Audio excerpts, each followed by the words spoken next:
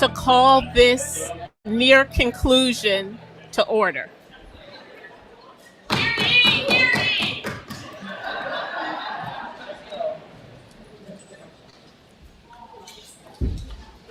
So, thank you, Sarah Locke. So, our final panel discussion focuses on social determinants of health and dementia risk.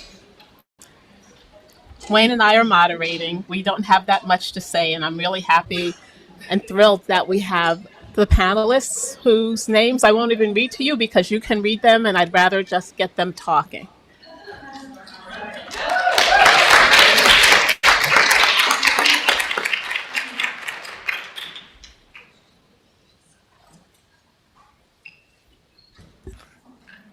Okay, so this is going to be a little bit different because we're just going to have a discussion here. And my gosh, the table is so long. It's like being at Thanksgiving dinner, or something, which is very cool to see. And we've got a great panel of folks. So we have Craig Thomas, who's here, Director of the division, an awesome division of population health. Gabe Kaplan, local health official in Sonoma County, former chronic disease director in Colorado, where I first got to meet you. Marcus Plush, chief medical officer for the Association of State and Territorial Health Officials, and know you in many really cool venues over a couple of years, I'll say. Dr. John Lumpkin, a fellow from Illinois, as well, and current president of Blue Cross of North Carolina Foundation, executive strategic counselor for corporate and social responsibility and drivers of health at Blue Cross of North Carolina, and Shamario Robeson, lead of Indelible Solutions and prior chronic disease director in the state of Florida. So it's great to have all of you here with us today. I'll start off with the first question. When you accepted our invitation to participate today in this session, you may have seen it as an opportunity to deliver some key messages about social determinants of health and Alzheimer's risk reduction. And I think throughout the 2 days, there's been a lot of conversations about equity in social determinants of health. But here's your chance really to talk with the participants today and state what are some of your key take-home messages that you want to share about this approach. And why don't we start with Craig, and then we can go down the table. Okay, we'll share, Mike. Good afternoon, everyone. I know this is the final session of this 2-day event, so this is very exciting to be here. I want, as a representative of CDC, I'd like to start by saying we're incredibly committed to addressing the social determinants of health, but in particular in the context of those living with dementia and or slowing the progression of dementia. I refer to it as ADADR. Is that okay if we can use their acronym just for keeping things short and quick? But we also, as of recently, under Dr. Walitsky's leadership, have taken and embraced the important role that health equity plays in achieving our mission at CDC. And the nice thing is that the programs that we support to address ADADR are actually those that have been the first to address social determinants of health in integrating this particular topic area into our program NOFOs, our Notice of Funding Opportunities, as well as the importance of addressing health equity. And we do this in a number of ways. We do this through our data collection and making sure that we have actual data from those disproportionately impacted populations, particularly African Americans, Hispanics, and Native Americans, Alaska Natives. And we do this through the Behavioral Risk Factor Surveillance System, which you are probably most familiar with. And then we have a number of data briefs that we have produced as a result of that really focus on the problem. Public health, this is something that we think is really important to do as an initial beginning step to say where is the problem and who is it impacting most. We've incorporated those interventions and or strategies that we know work. We are an evidence-based science organization, and therefore in our programs, this is something that you'll see highlighted quite frequently. And I'd like to say that in addition, the tools and resources in working with our national partners, in particular our roadmap through the Healthy Brain Initiative, we have we actually have a new release of that coming out soon. Is that right, Lisa? Yes. June. Yes. So it's very exciting. And I want to thank the team for their excellent work in producing that, the next version of that. And then, of course, we also have one coming now for Indian country, which is really a nice connection. We happen to have the Healthy Tribes program in the division that I oversee. So it's a nice connection to make those two things work together. And I'm going to be brief and turn it over to you, Dr. Kaplan.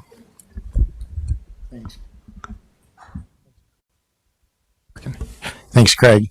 I first want to say, as a former chronic disease director for Colorado and one of the early BOLD recipients and part of NACDD when BOLD was sort of a concept in a bunch of people's minds, thank you so much to you and to the leadership of CDC for really advancing this, taking it, embracing it, and serving as a partner for all of us at the state and local level to really bring these ideas into the public health mainstream. Through NACDD, I was a partner in sort of championing this. I remember I was talking with Shamariel earlier about, I remember back in the day when we were going around Capitol Hill talking about BOLD and encouraging members and committees to make it part of the Budget Act and make it part of legislation. And, now it's here and you're making it real. So thank you to you all. When I was the president of NACDD, we tried to copy ASTO and come up with a president's challenge.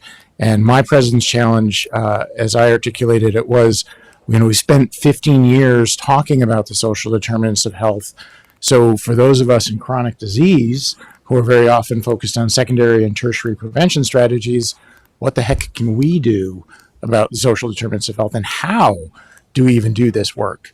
And so I tried to figure out some answers for that. And what's been so striking to me over the last 2 days, as I thought about, the charge of can we help answer that question in this context, is that we don't really have to answer that question anymore, because all I heard for the last 2 days was about people working throughout sectors, whether it's academia or local public health or in state health departments, who are already tackling the social determinants of health, whether that's the environmental context, whether that's nutrition, whether it's encouraging physical activity, whatever it is. Nicole Alexander Scott talking about economic investment in communities.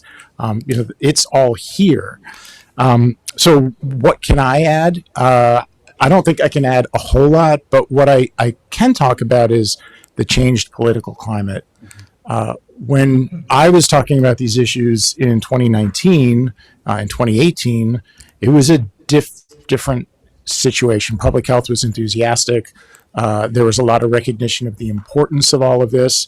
And we it all came to a culmination in 2020 with the events of the summer of 2020. And it felt like there was really a fundamental sea change going on within the field. What was also going on, unbeknownst to us, was at the time was a reaction and a reactionary movement against a lot of the language that is surrounded, the language of equity, health equity, and the social determinants of health. And that's a challenge, but all is not lost. And one of the things that I'm really looking forward to is that I know all of the panelists today are going to talk about ways you can operate and navigate with this environment very successfully. And I think that, for me, what I like to say is that ideology may differentiate us, but mostly our values unite us. And we have very similar values. And so it's really important for us to hold on to the scientific framework of public health, because that's where we derive much of our authority, even today after the COVID pandemic, and to continue to do the important work that we do, even if we have to think about how we might have to modify our language in order to reach audiences that might want to shut down when we approach them with particular challenges. One of the things that was referenced earlier today was ACEs. And if you look at the data, 65% of teenagers report in the YRBS that they're exposed to at least one or two ACEs already in their life.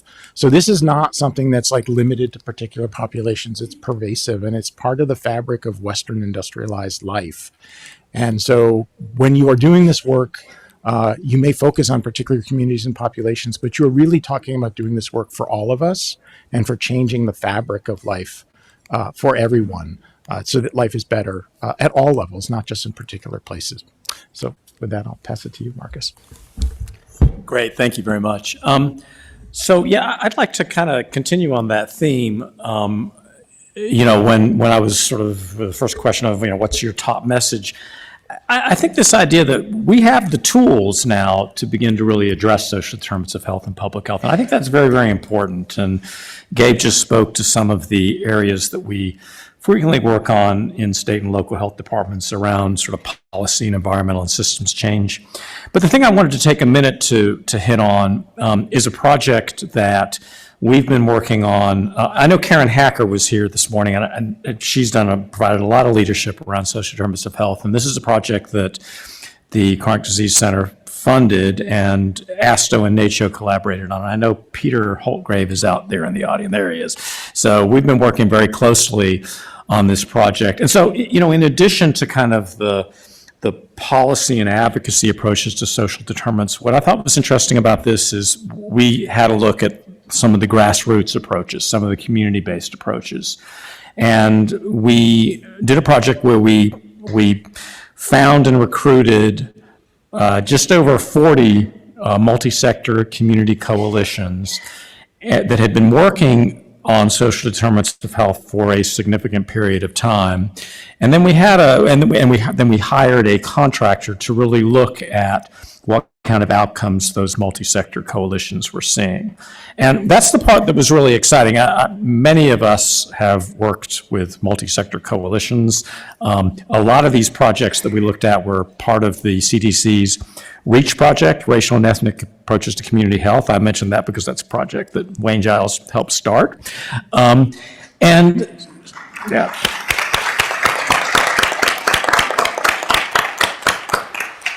So of those 42 coalitions we looked at, 90% of them had been successful in bringing about some kind of community change, and over half of them had actually shown improvements in health outcomes. And I think that's very, very important. Those of us who've worked in community coalitions, there's a lot of work that goes into things that are more process-oriented, building trust, finding ways to communicate, getting the right people at the table. But to actually be able to show that in mature coalitions, you can really start to move the bar around some of these issues, I think is very, very important. It's something that I'm very excited about as we move forward with this work around social determinants. Thank you. It's a pleasure to be here and to talk about this important subject. And if I were to respond to what are the key takeaways I'd like you to have, I think I would first share with you that, there are certain things that are your passion. My passion is around the non-clinical drivers of health. That has been a central theme for much of my career. But what also sticks with you throughout time are sometimes some of the comments that you run into. I was director of the State Health Department in Illinois, an alumni of ASTA, and I was at a party with the chairperson of my appropriation committee, Senator Roethlisberger. And he introduced me this way. He said, "This is John Lumpkin. He always comes in front of our committee and makes a lot of sense. We just never give him any money." Those are one of the comments that was kind of funny at the point, but it really stuck because they didn't. So if we fundamentally believe that prevention in addressing these non-clinical drivers of health will lead to better health outcomes, and that they will reduce costs, how do we prove that? So first message is, association is not causation. I learned that, Wayne, when I was at your school getting my MPH. But the other thing is that association is not a business case. Demonstrating that people who have food insecurity, of lack of transportation, or social isolation have higher healthcare costs. In my current environment, and Blue Cross Blue Shield doesn't really float the boat. So when I raise these issues, people will say, yeah, but you can't do anything about them. There's no evidence. So my second point is that absence of evidence is not evidence of absence of an effect.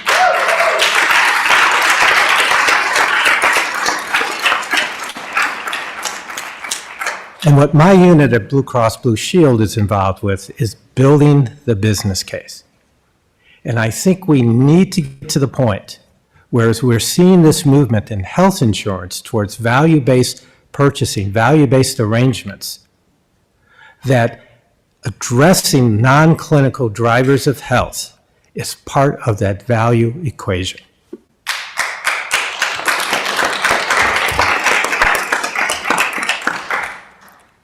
So we've talked about a lot of recurring themes and how you truly look at the social determinants of health. So I'm going to talk a little bit about sustainability. How do you take these concepts, what you've learned, all of the different things that have been said over the past few days, and how do you truly drive change, and how do you maximize impact?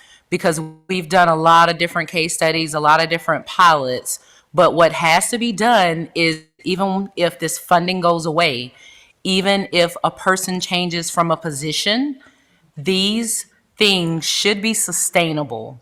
So as we're thinking about implementing this other round of funding, what it is that you can do to make sure that you are leveraging public-private partnerships, health insurance plans, private organizations, pharmaceutical companies, all of these things are important.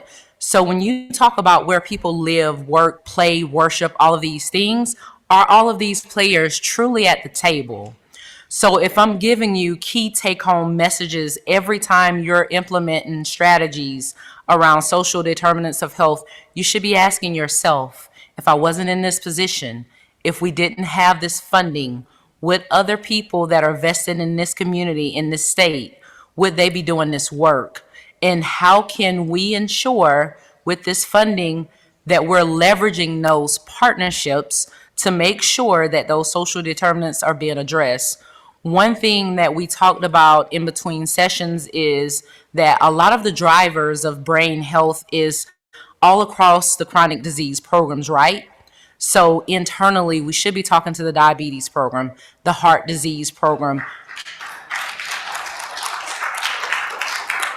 We should be making sure that people with disabilities, because that brings about a whole nother set of nuances, and I haven't heard a lot over today about ensuring that those persons with intellectual disabilities, caregivers with intellectual disabilities, how do you truly leverage resources across? Over my career, I've been the chronic disease director, the deputy secretary for health for the state of Florida, and now I'm in private sector working to deliver public health products. And one thing that I wish I would have known while I was in government is, how do you take interventions and how do you drive them when the opportunity is there? I didn't know that you could work with private sector, all of these other partners, to take something that was funded by CDC and force multiply it fast, put those identified goals, one or two, together with multiple organizations, and now you can truly drive change.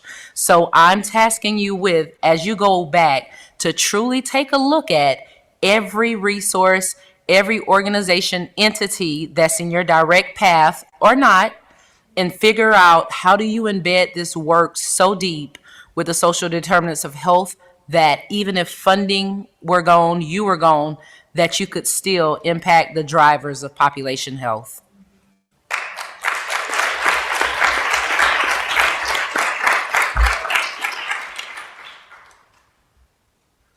So before I just move to the next question, I wanted to see whether or not any panelists wanted to respond to anything that anyone else said. If you guys are good, we'll move on. Wow. Take it. Amen. About sustainability. And that really is a really critical point. Some of the challenges that we face in communities are because most of those programs are dependent upon funding from foundations, or they're dependent upon grant programs. And unless we can figure out the way to institutionalize them into payment programs. I mean, think about what the interaction is between government. So I was at lunch today, and there was a group that was talking about some of the outreach they're doing around brain health from the local government. And I was thinking the local insurance companies, their bottom line is benefiting from those programs. Why aren't they at the table for funding for those programs? Or even better yet, if they're being run by nonprofits, how come they're not paying for that? That's sustainability. That's where we need to go. So thank you for raising that.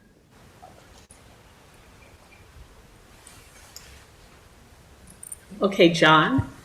What?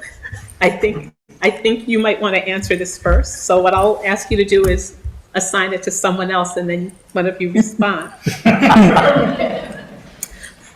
Please share how your initiatives advance optimal brain health for all, even if you don't frame it as health equity work.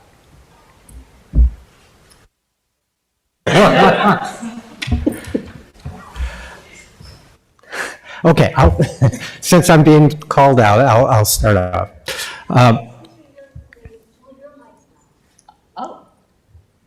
So, John, we're just having a private conversation up here. Would you share how your initiatives advance optimal brain health for all, even if you don't frame them as health equity work? Because, some people don't feel that they can talk about doing health equity work.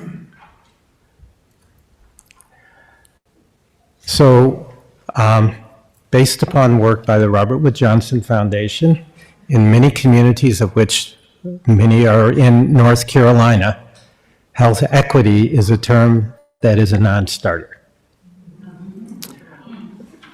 The president of the Senate of North Carolina,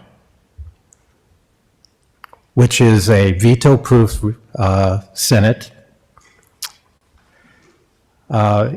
he is committed to funding for programs to reduce the disparities between black and white maternal mortality.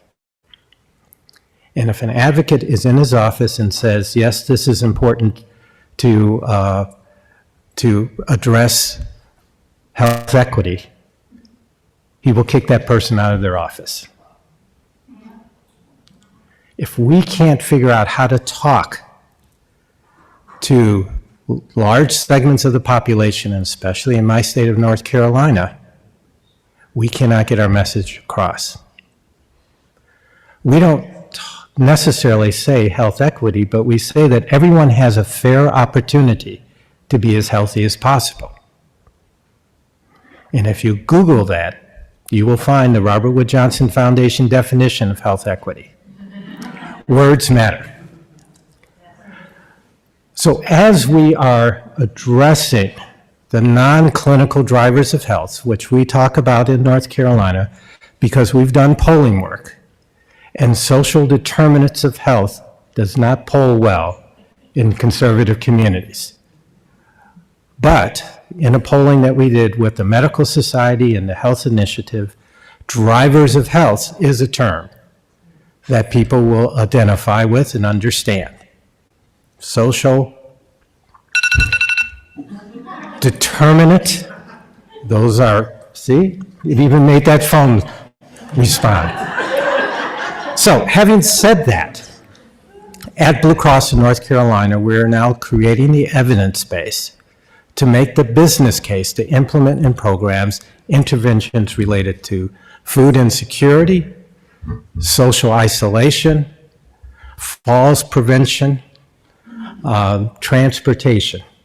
And we're doing it in a way that enables us to look at our own members in pilot programs, to look at the impact upon health outcomes, upon things that are important to our insurance company, whether or not the member likes their insurance company, engagement, and also cost of care.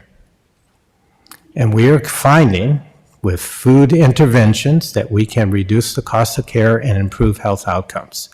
And then that becomes the business case to implement those programs in all of our lines of business.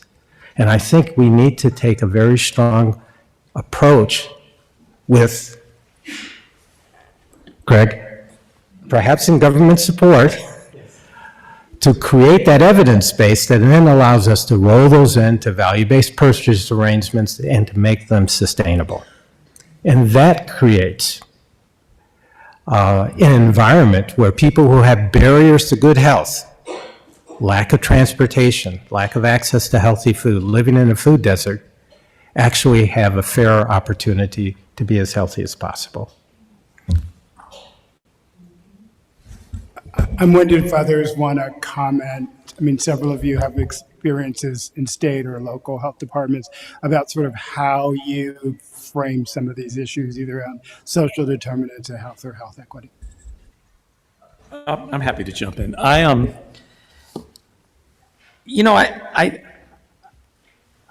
think that our government affairs lead at ASTO, who is a very pragmatic, practical person, gets really incensed about this issue. I mean, she said to me, health equity is important and we shouldn't shy away from talking about it. And I think there's something to be said for that. But I'm also, sensitive to the fact that, particularly in government work, we have to look out for our people who are working in government and be aware of the environments they find themselves in. But I have come to believe that it's not so much health equity or determinants of health that gets the backlash from people with more sort of conservative views. It's how we pose the solutions to those issues. And, I think that may be one way to come at that and one way to think about that. Prior to being at ASTA, I was the local health director in Charlotte, North Carolina, and there was a big study looking at social mobility in the United States, and Charlotte came in dead last, much to people's surprise, and it got a lot of attention, and we did a lot of work around that, and in the process of that, we had a consultant come in who talked to us about something he called the myth of Horatio Alger. And Horatio Alger was this novelist back in the 19th century who wrote all these books wrote numerous novels, and the theme was always the same. It was just some young man from difficult circumstances who basically pulled himself up by his bootstraps by, good moral courage and hard work. And, I think a lot of conservatives really sort of believe in that, in that kind of approach. And, the thing that the consultant pointed out is that of all the affluent nations, we are the nation where it is most difficult to do that. And I think that's maybe the way that you come at it. I mean, yes, we want people to be able to pull themselves up by the bootstraps, but we need to provide the ways for them to do that. And I just wonder if that's a way to come at it and, sort of, I think there is some shared interest in us all getting to the same place. It's a little bit more, can we frame it in a way that really gets to some of the root issues? If I may, coming from the CDC, and we are very sensitive to words matter, so thank you for saying that, John and Marcus, your remarks about the importance of thinking about what the actual implications are when we talk about the social determinants of health. I've honestly taken a very personal approach to doing this, and something that we've been discussing in our own agency is moving away from the discussion of social determinants and talking about the determinants in real plain language. Having gone through a recent injury myself, I thought the best way to do that is to personalize it and recognizing right away that I am privileged. And that privilege is a problem because I truly have access to affordable health care, quality health care. I also have exceptional caregiving and social support as I've recovered from my injury. I have transportation to get me to and from where I need to get to. I have a beautiful home, a safe place to live, and a nice place to heal. Access to healthy foods and nutrition so that I'm actually able to recover faster.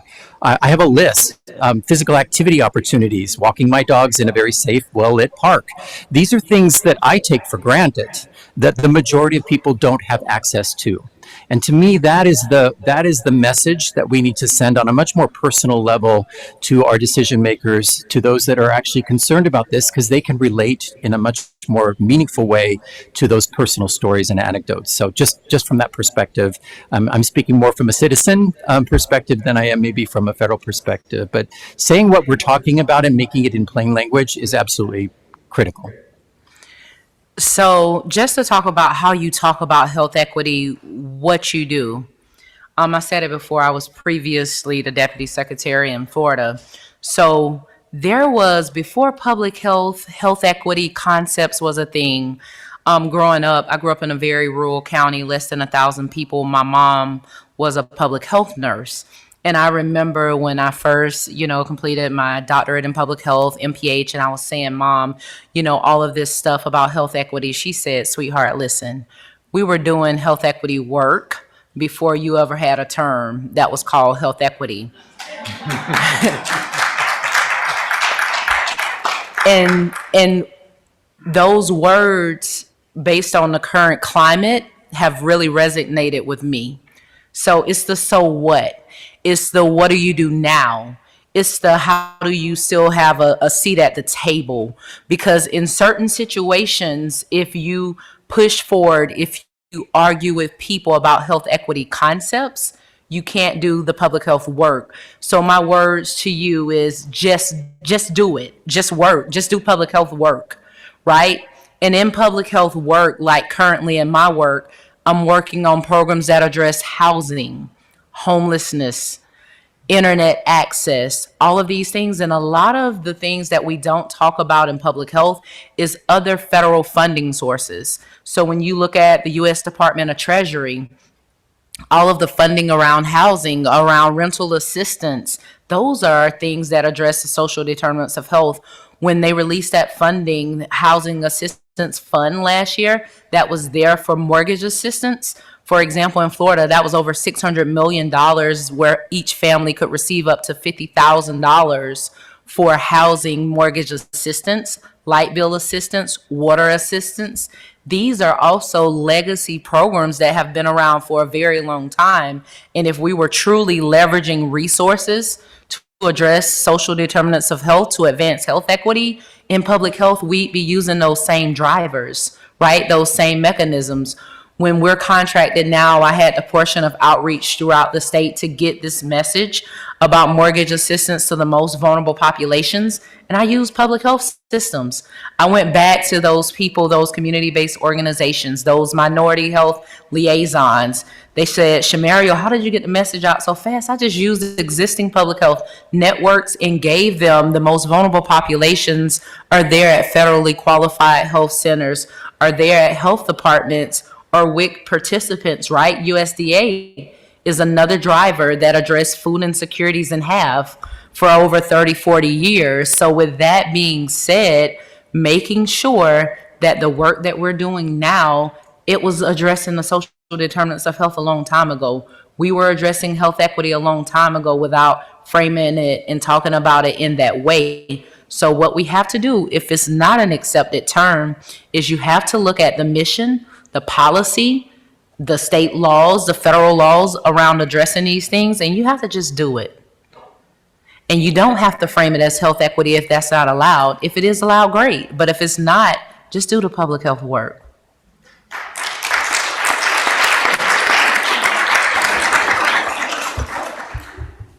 One of the ways that I like to think about some of these concepts is, if you look at affluent societies, if you look at areas where educated, affluent, white populations tend to live, they're affected by the drivers of health just like everyone else. And there's been studies which have shown that when you look at the wealthiest cohorts in America, they have shorter life expectancies than the lowest socioeconomic cohorts in Europe.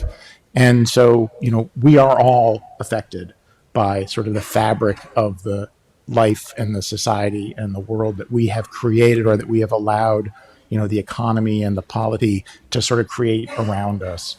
And so I think that, some of the concepts that are helpful in this space are For instance, John A. Powell at University of California, Berkeley has this concept of targeted universalism, and this notion that the work is the same, but it's where you do the work that is really going to matter. And so I like to think of that in terms of, it's not the what. The what is the same in all communities. You want to ask yourself, does this community have access to mobility? Does this community have access to nutrition? Does this community have connections and social connections? And is this community sort of exhibiting the pieces of resiliency, and are there organizational contexts in place? And what we know is that this is where resources in the society and in this country are not equitably distributed. And so where we differentiate ourselves is on our experience. And of course, race and ethnicity in America is integrated in where you live. And so by thinking not just in terms of race and ethnicity, but also in terms of geography, because the geography of America was shaped by discrimination, we can start to think about and tackle these things in a way that doesn't sort of separate people, but we can speak to the things that are really sort of factors that elevate health when we talk about drivers of health, because people can see that in their community if they live in a wealthy community. Oh yeah, I have all these factors that elevate my health. What about the factors that are necessary in other communities to elevate their health? Jewel, can I know you want to have a conversation. I wanted to just sort of delve into something that John said, if I may. I'm curious from your perspective and where you are now, and from the comments you just made, the government has a lot of money. And, I feel like foundations play a huge role in helping us kind of determine best practices, or sort of, begin to make forays into specific problems. But, I guess I just wonder, with things like health equity and social determinants of health, does that really have to be a solution that's going to be resourced by the government, or do you feel like there's the resources there in foundations or the private sector? With the change in politics right now, I keep hearing people, we're going to go to the private sector, but I don't know that there's really the resource pool there, and I'm just curious what your perspective is on that. Yes. Good answer. I first of all, we have communities in our country where the conditions make it difficult to be healthy. And that's because of the laws, the regulations, the institutional policies, the social norms. Depending on that community, we would call that structural racism. There are counties in North Carolina where there are very few people of color who have the same structural challenges in rural communities in Appalachia. Those are issues that we as a society need to address. And what we, I think, need to get away from is a either or and get to and. When I reference government, just because Greg was sitting here, and we know government has like unlimited pockets. None of it ever goes to CDC, but is some of the focus can help create those conditions for change. That's the kind of things that we're looking to do. If we can create the evidence base for health insurance companies to see the fact that addressing non-clinical drivers of health that are critical for preventing chronic disease, critical for managing chronic disease. And if you can't manage chronic disease, you will not diminish the rates of dementia that we see in this country. Making the case for that in ways that speak to those who have resources. Second is that we have to think about ways that we don't expropriate resources from nonprofits through for-profit entities. Nonprofits are the life stream of many communities. And if we can look for solutions that begin to address how we bring nonprofits into the solving the problems, not only for government, but solving the problems for business and health insurance. We think we can do that. Then we begun to get an environment where you are in an and, where it is government, where it's business, and where it's nonprofits all working on the same goal, that a healthier country is a stronger country, a healthier state is a stronger state, and a healthier community means that everyone has a fair opportunity to be as healthy as possible. One of the things since coming to Illinois that I've been struck by is our Medicaid agency is Healthcare and Family Services. And they've put out $150 million a year for health system transformation. And a lot of those projects are social determinants of health projects that those health systems are doing in partnerships with local health departments. I would argue, I don't think ever Illinois Department of Public Health got $150 million to do work. So, I mean, I think showing that is sort of a nice example of sort of how one can partner. They're going to be putting out $470 million for workforce development. I mean, right, all of the states need to be looking to some of those other governmental agencies as part of this work. Someone earlier mentioned health and all policies earlier, but I think we need to be thinking about sort of how we could partner. Jewel, you were part of the National Prevention Strategy, which to me was a great example where all these federal agencies came together and thought, unfortunately that's gone now, but I do think there's some opportunities for that as well. I'm going to sort of ask the last question, and then I think we'll have about 15, 20 minutes for question and answer and dialogue. But I guess my last question is about, as we think about equity and social determinants of health, and a lot of health systems are now assessing patients around social determinants of health, et cetera. Some people are saying, well, this isn't public health's lane. And sort of what is the response that we should be thinking about in terms of, is this public health lane, or is this something that healthcare should be? And I gave the example of HFS and Medicaid. So just your thoughts on sort of how do we sort of say public health needs to be part of this? Should I start? Can I go start? Okay. So I didn't actually get to answer the question about the initiatives we're doing to ensure brain health equity. So, but I won't take a lot of time. I just want to acknowledge the great work of our BOLD grantees. I know they're here today, and that is one way in which we are acknowledging and supporting them. It's hard for me to clap, sorry. I'd also like to acknowledge the partnerships we have with the University of Minnesota, with the Alzheimer's Association. Thank you for the summit that we were here for today.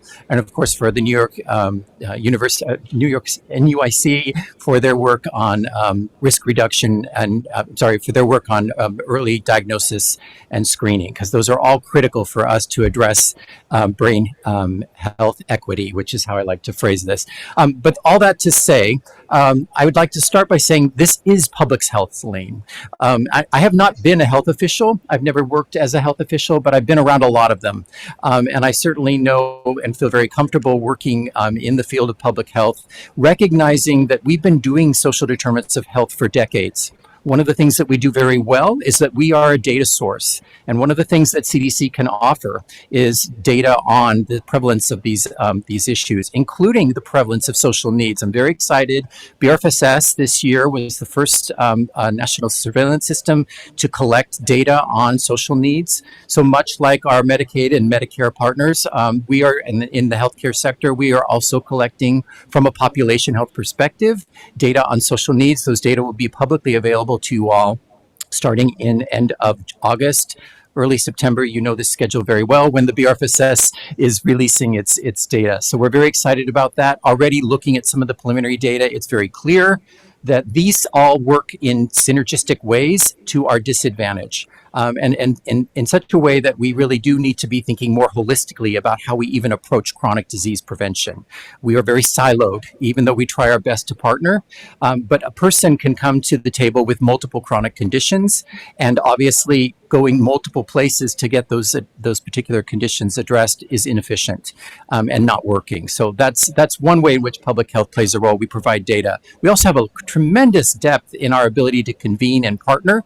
We know the communities, and at least I'd like to say that we do. And I think that recognizing that oftentimes we're not there at the table. Healthcare is the big gorilla in the room. They have the funding. They're the ones driving a lot of this right now in the national dialogue. We need to be there too. We can assist and support and help link those people that need those services to those the community clinical linkage piece to this, linking those communities who need those services most to the providers that can provide that service. So that's a second way in which we do it. And the third is in our workforce. I think this is that expertise that we're talking about. And I'm so glad to hear that there's some exciting work happening in Illinois around workforce. And we recognize this too at CDC. In fact, we've stood up a whole new center now that's focused on infrastructure and workforce to address some of these issues. How do we even equip our public health workforce so that we can more effectively address the social determinants of health? So those were my 3 points, and I'll now turn it over to the rest of the panel.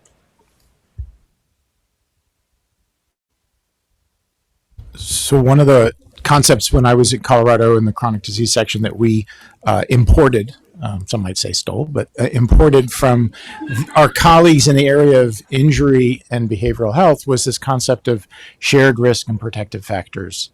And it's this idea that if you look at the issues that I outlined earlier, like mobility, resilience, connection, it doesn't really matter what the condition is that you're looking at, whether it's suicide or drug use or depression or diabetes or Alzheimer's.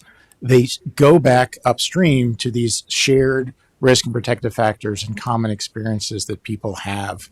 And so, one thing that I like to think about public health is a little bit like that line in, I can't remember if this was Wilde or a French, I think it was Moliere, that, public health is sort of like prose, the man who discovered he was speaking prose all his life and was delighted. And, everybody's really thinking about public health. They just don't know it.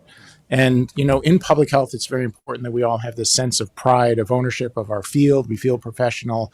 But in some ways, we need to let down our guard and embrace all these folks because of this concept of health in all policies, that everybody has a vested interest in this. And when we come to the table to talk to them, it's not about us. If we want to talk about the importance of education in shaping health outcomes in life, that doesn't give us permission to show up at an education conference and tell them how to educate people or how to run schools. But it's to say that we're here, these are the tools that we bring, how can we support you? And I think that cuts across transportation, it cuts across education, it cuts across economy. Shamariel talked about the fact that the Treasury Department is issuing all these grant funds for people to do work in the social determinants of health. Well, I'm living in California now. And one of the organizations in America that is one of the biggest champions of the social determinants of health work is the San Francisco Fed. So we're not foreigners, but I think we have to enter the room with a little bit of humility. But there are a lot of places where they're wanting our help to sort of provide language assistance, to sort of make the same causes because we have these shared interests, as John sort of alluded to. If not public health, then who? Mm-hmm. So when people say this is outside of our lane in public health, you can say it's not, because when you look at the risk factors across other chronic conditions, heart disease, diabetes, it is the same as brain health. So, if we're addressing all of these upstream factors and all of these other behavioral factors that are associated with heart disease, diabetes, obesity, and other things, it's the same population of people that are at risk of these poor outcomes around brain health.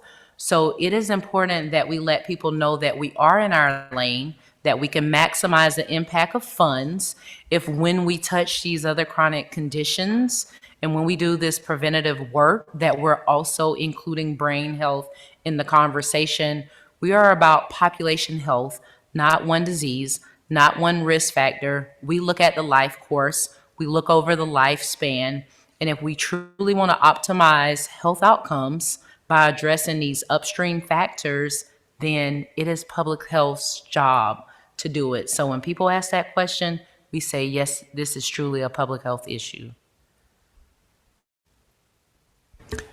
I would concur with that. I think getting out of our lane that's what we do in public health. That's why we went into public health. Most of us in this audience know that.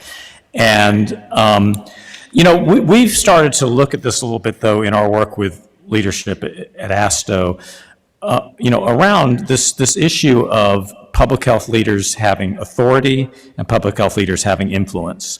And so I think that the authority piece, if you're a public health leader and you're working on infectious disease control, nobody's going to be particularly surprised by that. Or if you're working on tobacco control, nobody's going to be surprised. But I do think frequently you do get called out when you start getting into housing or income. But that's what influence is about. You're not using your authority as a leader, you're using your influences as a leader. And I just think you have to think about it both ways. I also think when we call on public health leaders to take action, we need to be a little bit careful. We don't ask them to try to have influence on too many things. You can kind of overstay your welcome if you do too much of that. I think the place to focus is, we're going to focus on where to have influence. I think the social determinants of health is where most of our leaders are beginning to kind of galvanize and see that that's where they want to put their efforts. I also think it's going to be a lot harder to have influence now. Prior to the pandemic, those of us who worked in public health, we kind of worked in obscurity. I was always trying to explain to people what public health was and what we do. I don't have to do that anymore. But as a result of that, we are much more kind of in the spotlight now, and I think that may make it a little more challenging to take on some of these issues, because I think a lot of people have caught on to the fact that we have a real progressive element in public health. So I think I just will add one of my takeaways from this meeting is all the discussion that we had about meeting communities where they are. Meeting people where they are, being able to speak with them in a language that they understand, being able to talk to them within the cultural reference that they see as important. We don't do that with healthcare.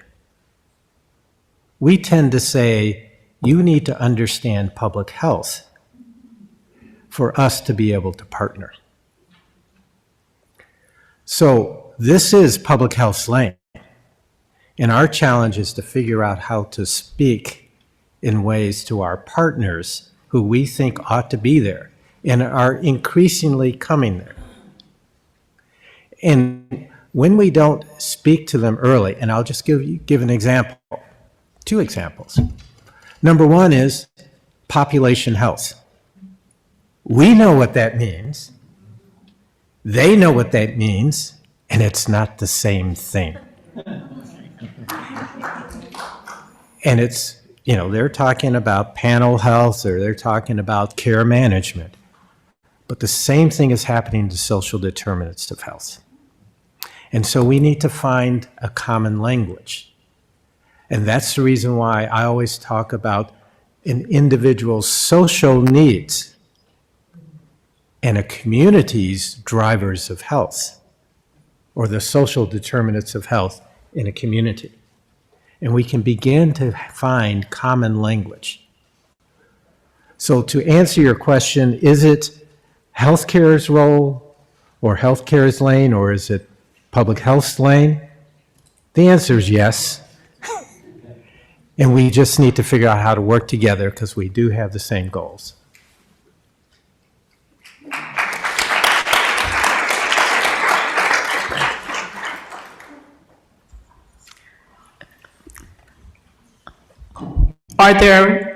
Now the mic's on, are there any questions for this panel? Yes. Good afternoon, fantastic panel. Medicine.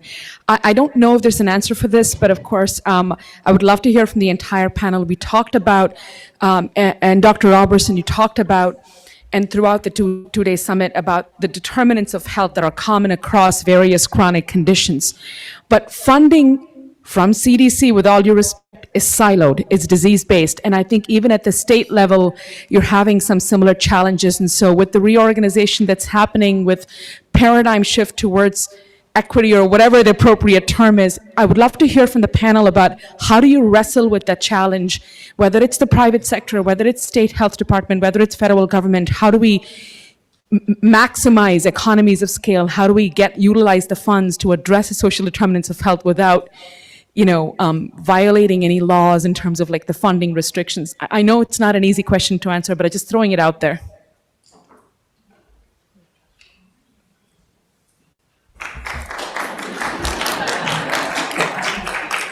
So I'll take the first stab at it.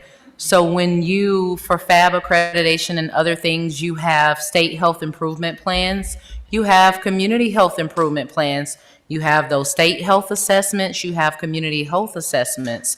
With these different things, when you identify goals to go across, you have multiple health and human services organizations, community-based organizations, universities, and other people. So you identify goals in that setting that you want to address from a public health standpoint. You have different entities with different funding sources that are working on those things. So faced with those current challenges, braided funding has been a topic for 10 plus years. Now I'm going to date myself.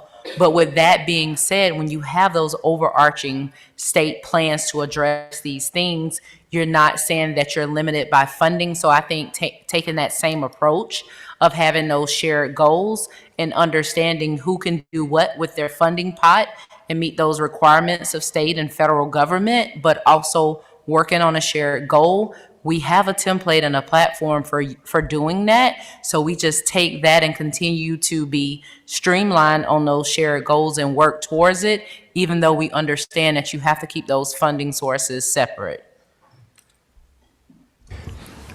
When I met you, Jewel, we were part of a pilot project from the Center for Chronic Disease on coordinated public health efforts, and it was supposed to be breaking down the silos in our siloed funding. And there was a pretty strong reaction to it, both from Congress and within the Center for Chronic Disease, about sort of losing the sort of political sexiness of diabetes and heart disease in the halls of Congress, and that people want to fund those programs. When you say we want to fund chronic disease, there's no sort of advocacy for it. And, what I think that we need to recognize is this is sort of where public health is everywhere, but we do have our own sort of little world. And like most worlds, we speak a language. And so I think what we need to recognize, we need to be bilingual, right? So I'll speak to CDC in one language, and then I'll turn around and speak to in another language to my colleagues. And with Inside, it's all about breaking down silos. It's all about sharing funding and resources. It's all about creating positions that are sort of co-funded and working with our fiscal people and our contracting people and our, procurement people, sort of make sure we're not breaking any rules. We're not violating the terms of the contract and the funding agreement from CDC, but how are we leveraging our resources in pursuit of these shared and protective factors, in pursuit of sort of these common elements. And so I can speak simultaneously within the language of silo to CDC, but I can work in a collaborative, coordinated fashion at either the state or the county level. Just so you know, that was 15 years ago. So I'm gonna jump in and say that this country runs on siloed funding. That there are advocates for dementia, there are advocates for heart disease, there's advocates for cancer. There are not advocates for public health. And if you want a case study, look at the Prevention Health Block Grant. I was just thinking that. When they created that grant, the idea was, well, we're going to bring all of this together. And then every year afterwards, it got cut because there was nobody at the table to talk about it, and there were no quote results that could come from it. When I was state health director, one of my beliefs was that the true measure of success of a state health department is the extent it created the conditions in which local public health could be successful. Because when you get down to it, where all those silos come together are in local health departments. And if at the federal level and the state level, we could figure out how to not complicate their lives by 25 different reporting things, and let them use these funds in the community where everything comes together, then we have a public health system that will be much more effective.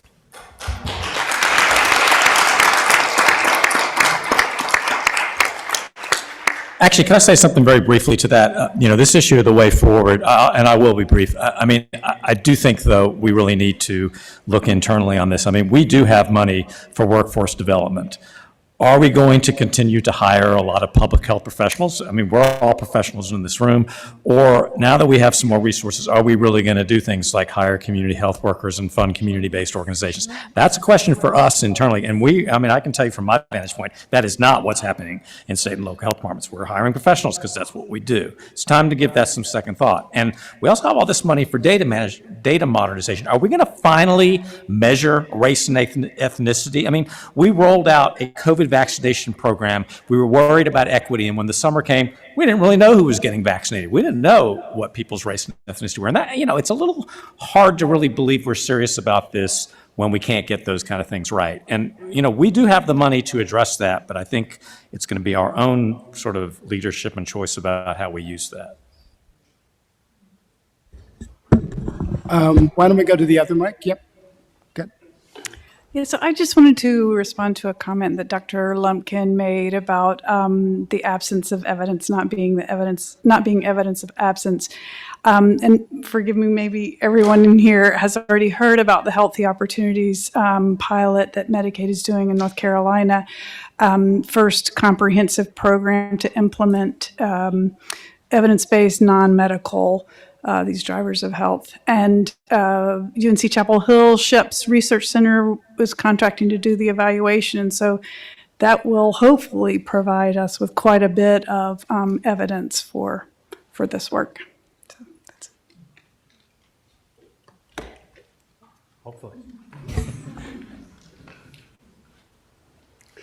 I want to speak about the evidence issue too. And Dr. Lumpkin, you made wonderful remarks, especially around, I'm going to paraphrase a little bit here, but will things change if we don't have the CFO of the health plan and the CFO of the healthcare delivery system and the CFO of the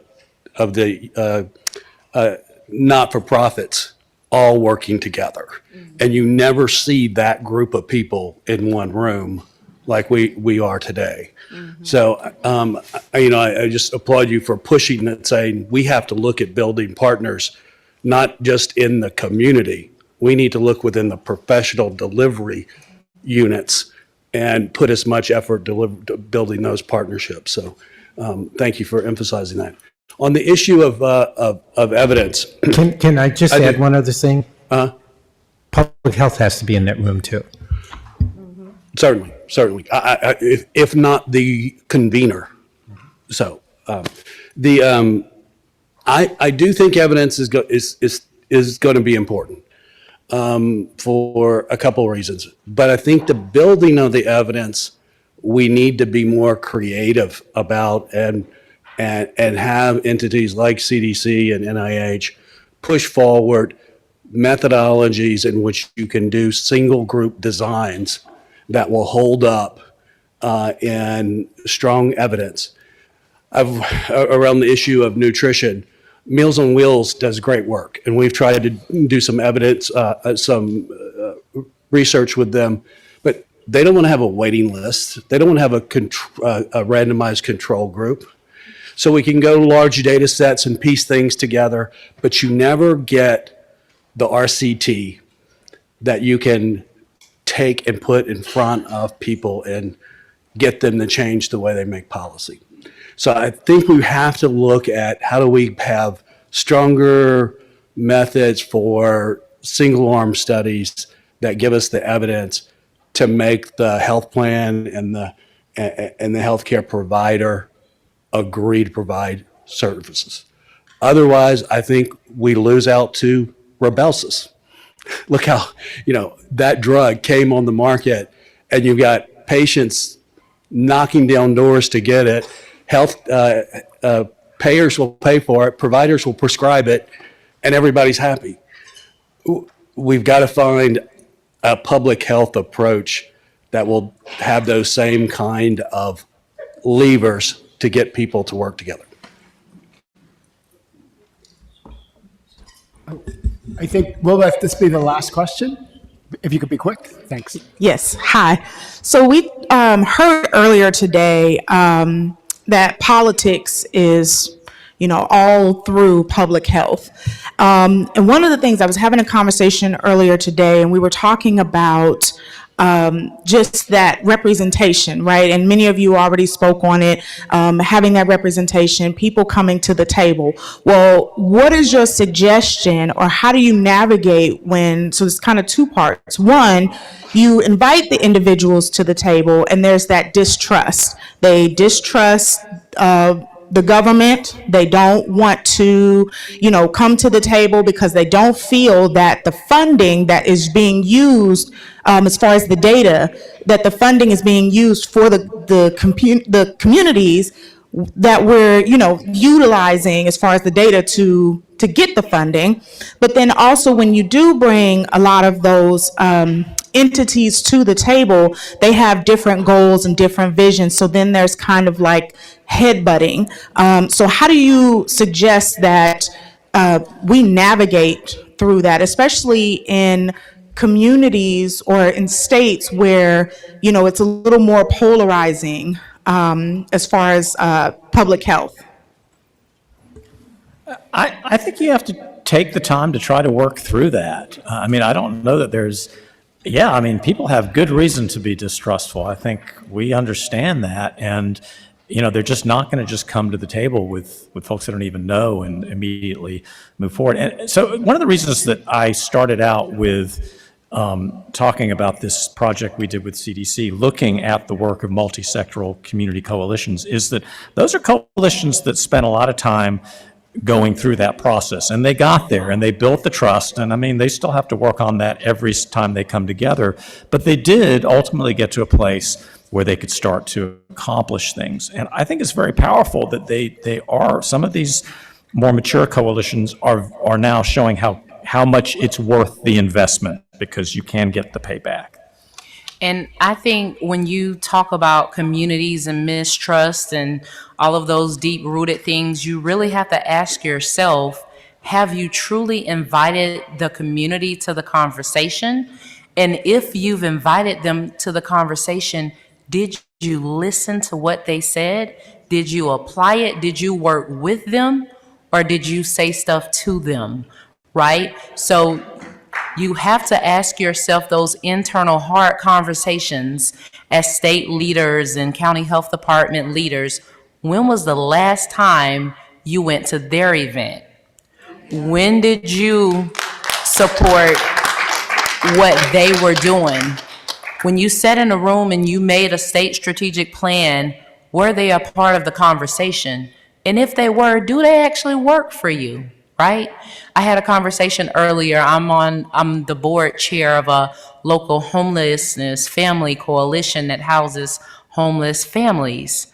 And I've been on the board now for about a year. And I've really done some soul searching. And I look back at our fundraising efforts. The homeless families were not at the fundraiser, right? When we talk about things that's gonna make family housing and homes better, they're not in the conversation. So now as the board chair, I'm working to make sure the people that we're serving are actually a part of the conversation. So with that being said, we have to make sure when we walk away from this room and we're looking to advance health equity through the social determinants of health, we have to look within deep to see, have we been to a community event? Do we actually live and play in those communities? Or are we just doing things for communities?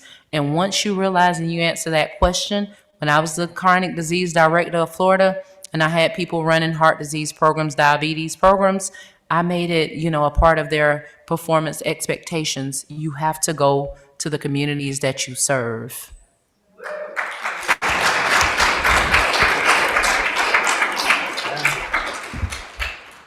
There's a community in Greensboro, North Carolina called Cottage Grove. And if you went to that community to talk about brain health, you would get very little response. Because when we first started working with them on our foundation, their number one issue was it wasn't safe to walk the streets because there were no sidewalks. So how do you get exercise if you can't walk on the streets? So we began as a coalition, working with their coalition, and the first issue that came up was, can we work on getting sidewalks? And when the community got together and began to address sidewalks, they began to see the intersections around health in their community. And so part of this, and it gets back to local health, but it really gets down to the community. We have to be humble enough to go into community. And even though they aren't responding to our issues related to brain health, for us to see perhaps the issues they are addressing may actually, in fact, lead us to address many of the precursors. And I'll just give you one stark example. And it's something that CDC is starting to collect data on, which is discrimination. You could say, well, discrimination doesn't really have anything to do with brain health. It doesn't have anything to do with public health. Yet it has everything to do with that. Because discrimination is strongly associated with early onset metabolic syndrome, of diabetes, all of which are risk factors for brain health. So again, going to community means being willing to listen and to follow their lead. We saw this in county health during the pandemic, setting up these panels of community advisory boards to direct how we and where we deliver the vaccine. And I think the biggest shock for some of the leadership in the county health department was that the initial message you get is not one of gratitude and happiness. There's a lot of anger. And, if you're going to have, that there was a panel earlier today where they said, forget community outreach, you got to do community engagement. And you have to show up, as John said, you need to willing to listen, and you need to eat your crow, because you're going to get an earful, and, you kind of deserve it. We deserve it. And so we need to listen, and, don't go in thinking you're going to get a lot of pat on the backs and you're going to get a lot of praise or gratitude that you even did this. You got to go in humble. But once you do listen, I think you really want to explore these concepts. What we talk about in Sonoma County is shared governance. The notion that we're not, giving you an opportunity to talk to us for a day or something. We want to make decisions in a very collaborative way. And how can we do that? And so I think that's just really critical to not sort of go in there with that idea that, oh, I'm so great on public health and I've got this great attitude and I'm going to be so welcomed by folks. And no, you're not. But just listen and, and learn and grow. If I may, and I know we're running really short, so I'll be brief. Our work within Indian country is a great example for where the community knows best. And we do this primarily through recognizing that their cultural practices are actually working to address health. Culture is health. And that you lead with culture, you're going to get to the solutions you're trying to reach. And I think that's hard for even folks at CDC to grapple with who want those evidence-based interventions that we can say, here's what you need to do in a very prescriptive format. This played out also in the pandemic when tribes like Navajo were very effective in controlling the pandemic, but also in getting their population to get vaccinated.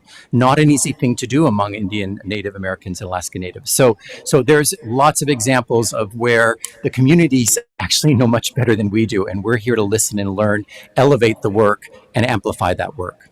And nobody said it today, but working with historically Black colleges and universities and other trade programs that train diverse staff, we need to make sure to address these issues that we're recruiting, training, and retaining a diverse workforce. Because if we don't have a diverse workforce that are addressing some of these issues, when you go in communities and the workforce doesn't look like the community, you're not going to get the desired results. So we need to make sure that we're working with some of those non-traditional partners to make them traditional partners. And 3 last words. Community health workers. Yes. Here. So since we didn't arrange dinner for people. And you may have already checked out of your hotel. Some of you will be rushing to flights. I regretfully will close out this yet again fantastic panel and thank all of our panelists. And then Wayne and I have a few housekeeping, closing comments. So why don't we go over, you want to just go over here? We'll stay here? Okay, we didn't rehearse this. So I'm going to start, and I will tell you, I've got like 4 pages of notes, and to save you, I'm not going to go through all of them. There are a couple of high-level things that I do want to just mention real quickly, and then a couple of thank yous, then I'll turn things over to Jewel. One of them was at the end of one of the sessions yesterday. Someone said, wow, I've got so many cool ideas. You know, I now know sort of how much more we can do. And I'm hopeful that all of you are sort of in that same place, sort of at the end of the 2 days, where you've got a whole bunch of really cool and really important ideas that you can move forward. Because I think that's good. I think you've heard really clearly the importance, the value of coalitions, working with health systems, meeting people in communities where they are, using data for action, and all of that really important work. I also want to mention sometimes you need to go slow to go fast. And so taking that additional time just to think about sort of what you want to do, develop those partners will help you go fast in the end. And then the last thing was something that Dan said at his sort of at the end of his talk yesterday, which was so powerful. Let's make it happen. And I encourage all of you when you go back to your states, tribes, and local communities to make it happen. I just want to really quickly thank the session chairs who I think really put together an amazing session. Mahul Dalal, Amy Eiler, Lori Lynham, Uchechi Mitchell, Marsha Ori, Ben Shaw. If we could all just give them a hand, they did a great job.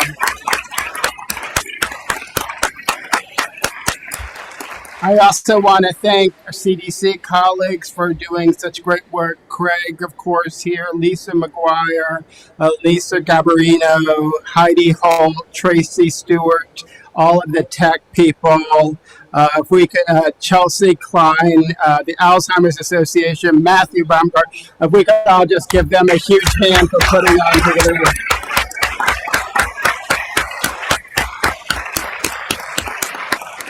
And when I forgot to mention the CDC Foundation, of course, for the food, which was very cool for that as well.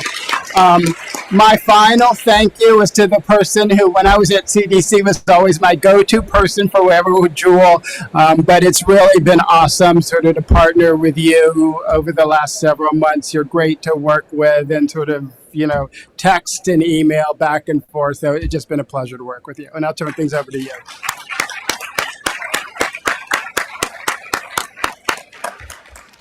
So I promised I wouldn't say too much. But I do want to leave you with a reminder that if you didn't believe it, please know that you are not working in isolation. Just think about it. Think about everything that's happened.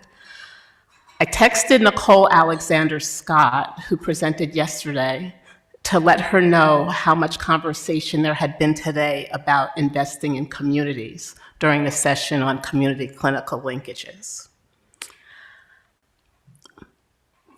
I thought it was really important for us, and I think this session echoed that it's important for us to consider whether or not advocacy really is difficult or whether or not it's possible, because I think we learned today many ways in which we can do it. There are different ways at different levels. I got a lot of information over the past 2 days in a form that was important for me to use it. I could receive it. But I heard something earlier today that was also an important reminder for us in public health, Because some people talk about, oh, health promotion, what does it really do? And we had an exchange a little while ago that reminded me that what some people think is old school method of communication is actually a way of educating some people in the way that they absolutely need it. So it's so important, so very important to know our communities and the best ways to reach out to them, and know that, like we used to talk about 2 Connecticuts, there are 3 Tennessees. Consider how many states there are inside your state. We said the words capitalism, politics, bipartisan, discrimination. The ceiling is still up there, the walls are still over there, nobody got struck by lightning. These are the realities in which we do our work. And anybody who thinks they can escape it by going into academia or a foundation or any other entity, you'll come running back to public health one way or another anyway. So all this is possible. Marcia Ori is one example of a person, and there are so many in here, who just say these things that are so wise. And I wonder whether or not people catch them. We just talked a lot about community, and you referred to communities as communities that haven't traditionally been reached. And I said, thank you so much. You didn't say hard to reach. And if we can all remember it as we go out and do population health, however we think about it, and community engagement, that the communities don't put up barriers, then that's really helpful. And then force multiply. We can all do that. That's all. Here are the closing housekeeping from Matthew.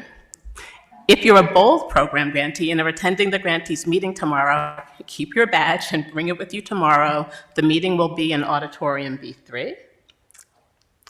Summit Steering Committee members also have a debrief tomorrow. Please keep your badge, bring it with you tomorrow. You'll see that you have an email telling us when to meet. Next steps. Wayne said he's sending you the other comments that he wrote. I'll do that. He follows through on everything. Thank you so much. The post-summit report with suggestions and options for public health action across the spectrum to address risk factors is forthcoming. Slides will be available in a couple of weeks. Recordings of the sessions will also be posted, and we'll make sure that everyone knows when they're available.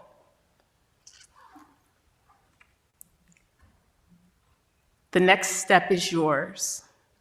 Go forth and act. Thank you all.